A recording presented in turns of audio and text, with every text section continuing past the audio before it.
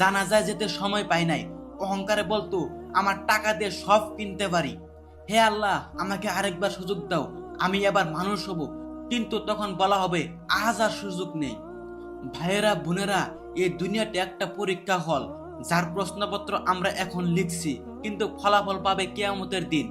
আজ যেটা আপনি লুকিয়ে করছেন তা উন্মুক্ত হবে সবার সামনে। মঞ্চের আলোতে নিভে যাবে, পর্দা নামবে, শুধু রয়ে যাবে আপনি আর আপনার আমল নামা।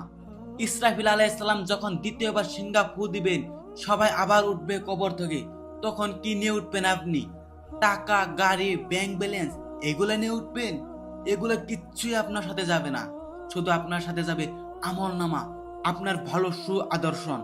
আজও সময় আছে ভাই, আজও আমরা জীবিত আছি। একটু ফিরুন আল্লাহর দিকে, একটু চিন্তা করুন, যেদিন ইসরাফিল সিংহা ফু দিবে সেদিন আমরা কোথায় যাব। তো আপনাদেরকে বলি, আপনারা আমল নামা কায়েম করুন, হালাল হারাম বেঁচে চলুন, মানুষকে সম্মান করুন, সবাইকে সহানুভূতি করুন।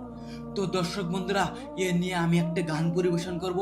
যদি গানটি ভালো লাগে, আপনারা আমাকে আরো গান গাইতে উৎসাহ প্রদান করবেন। অনেক সুন্দর একটি গান হবে।